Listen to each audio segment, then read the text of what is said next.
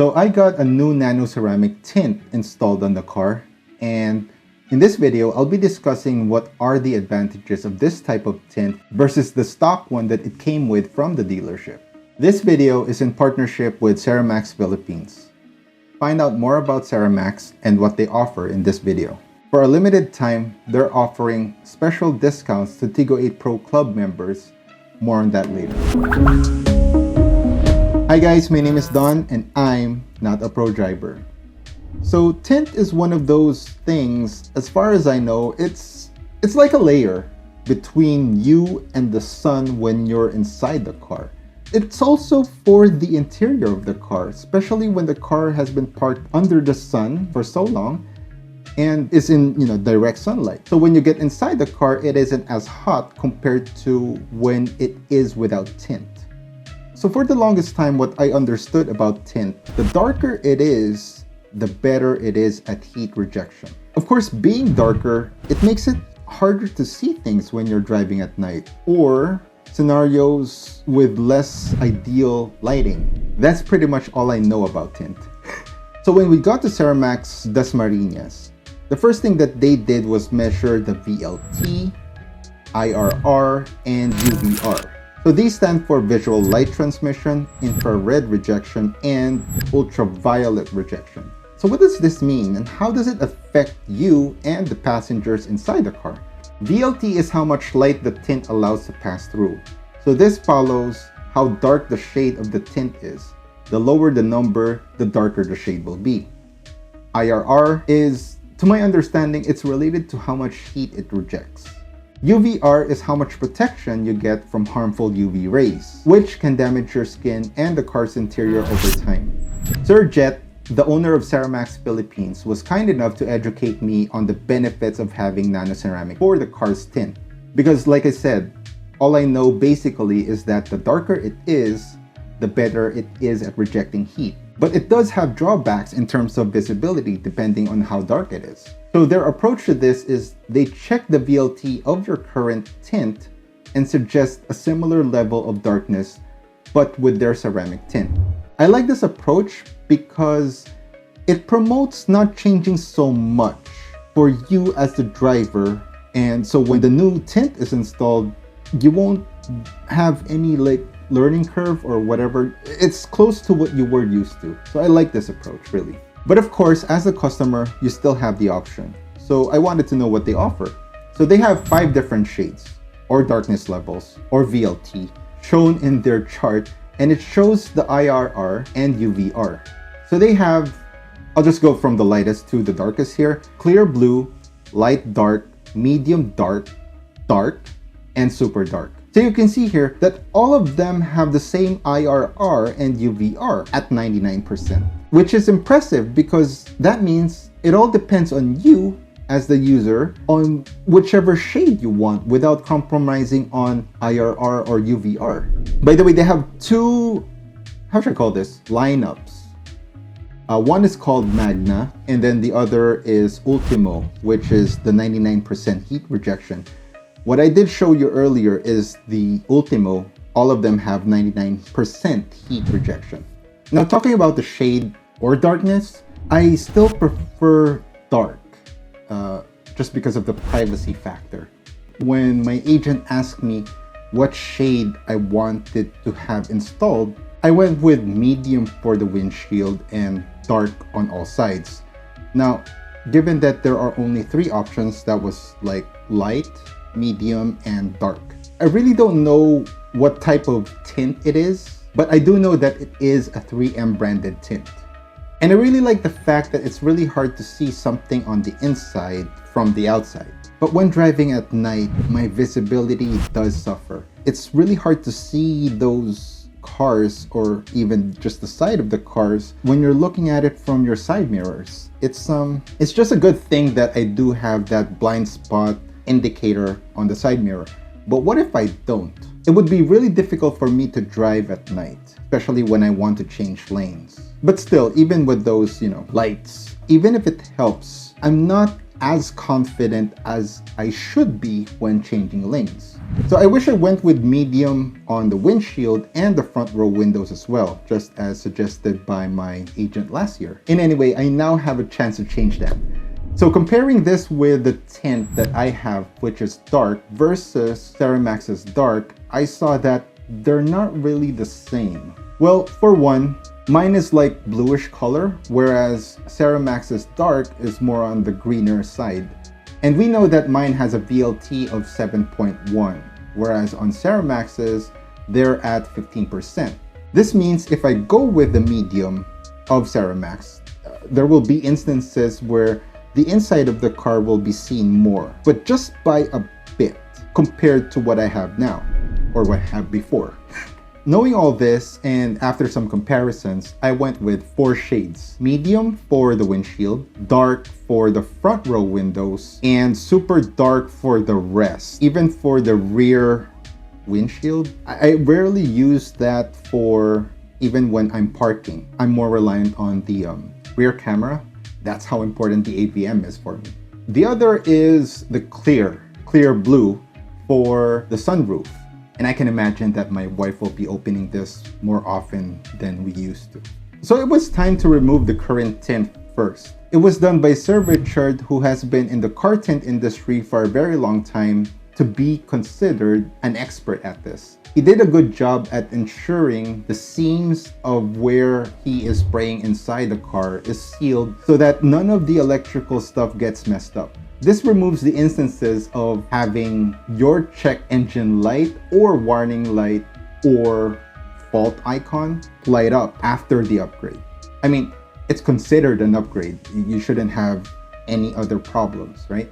The way he removes the original tint was just by tearing it off, like a sticker of some sort. And it's not a perfect strip, and there will always be some like material still stuck onto the glass. The way they remove this is spray it with a water-based, I don't know what it is, but it's water-based. And after a while, the remaining tint becomes so soft that even you can touch it and it will start to just, peel off on its own. I like the fact that it becomes soft, especially for the rear where there is like lines, like the defogger for the rear, right?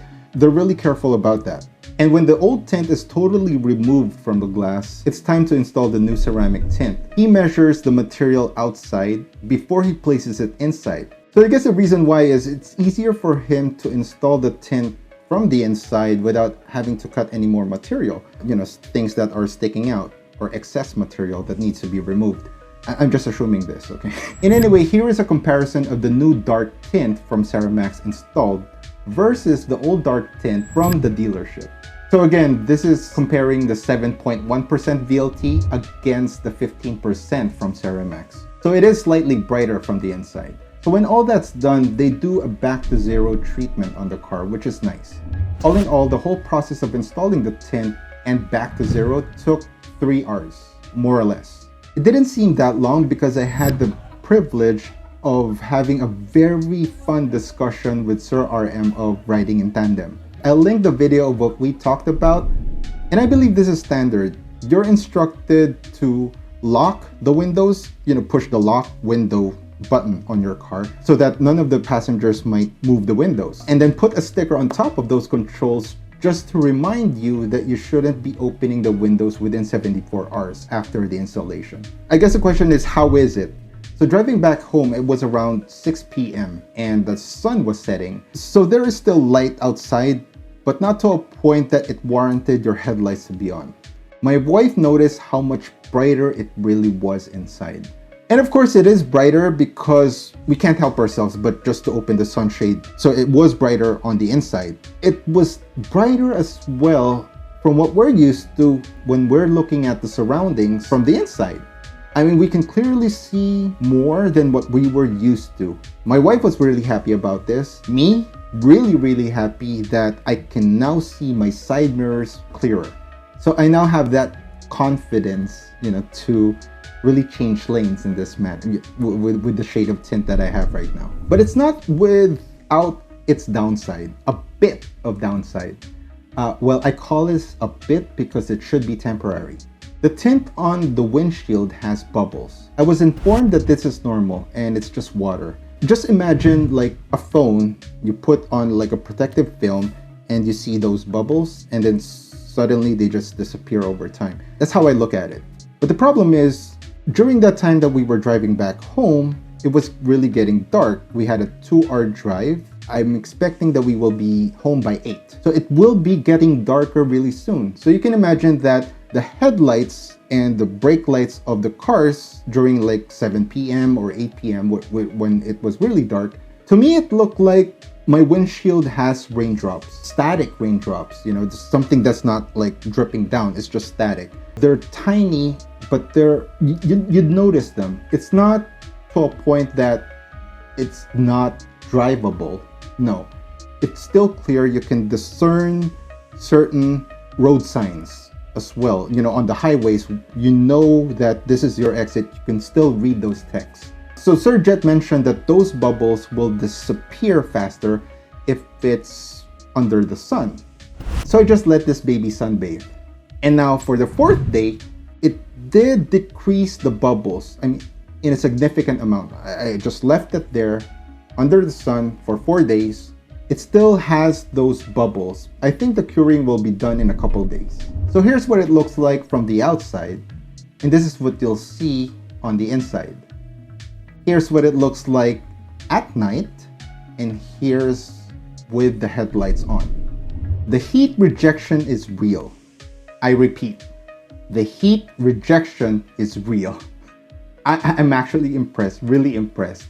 Because usually, whenever I know that the car will be under the sun for a certain amount of time, I usually put sunshade on the windshield. And that's because I don't want the plastic interior to morph into something due to heat or just be damaged overall. But since I left it for 4 days now, it's still warm, but not as warm as it was before, even with the sunscreen on. So here's the question. Do you really need ceramic tint? For me, the default tint that it came with was okay for a while. But when we had to travel to somewhat remote areas where there are low light, it was very scary for us. We rarely leave the house at night or in the wee hours of the morning. But whenever we do, I always kept thinking, I wish we upgraded to ceramic tint. Now that I've experienced this, even just for 2 hours, it is an upgrade. I can't stress this enough. It's just a different experience in terms of safety, and the looks is there as well. So if your car is new and already had tint installed from the dealership, I'm pretty sure you have more important things to worry about other than tint or upgrading your tint, like exploring the features of your car. But if you're like me, who has experienced the default tint from the dealership for over a year now and want an upgrade, or if you bought a new car and doesn't have any tint yet, you might want to opt out of the free stuff and just get a ceramic tint instead. This is the premium choice. From the looks to safety, you can't go wrong. You can thank me later. But I guess what's more important is, how much is it? How much would it take for you to have ceramic tint? Ceramax Philippines charges 8,000 pesos for a Tigo 8 Pro, all of the windows, all of the sides, and an additional 2,500 if you want your sunroof to have tint as well. So that puts you around 10,500 pesos, and that's including the sunroof. So is it more affordable than the non-ceramic tint? Of course not. Is it more affordable than the other ceramic tint brands? Yes. My wife did some research on this, and the leading brands with the same offering cost so much more than this. In my opinion, you get the best bang for buck in Ceramax. So I really love the heat rejection effect of the ceramic tint. I hope that all of the Tigo 8 Pro owners will experience this as well and appreciate the difference between the ceramic tint versus the tint that is being offered for free in the dealerships. So because of this, Sir Jet was very gracious to shave off 1,000 pesos if you're a Tigo 8 Pro Club Facebook group member. So if you're a member, you can have your ceramic tint installed for less than 10,000 pesos. With this comes a 12-year warranty.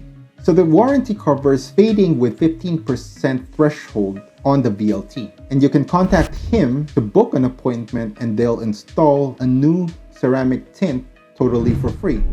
Aside from Dasmarinas, Cavite, because it is a 2-hour drive from where we came from, they also have a place at Makati. And they have upcoming locations which you will find more information on their Facebook page. I think it's worth mentioning that other than ceramic tint, they also offer other services like ceramic coating, PPF. In case you'd like to inquire about other services that Ceramax offers, I'll leave the details in the description below and somewhere here on the screen. A big shout out to Ceramax Philippines and Sir Jet, the owner of Ceramax Philippines, for sponsoring this video, as well as Sir RM of Riding in Tandem for hooking us up with Sir Jet. Again, thank you so much. Hanggang sa ulitin, kita-kits.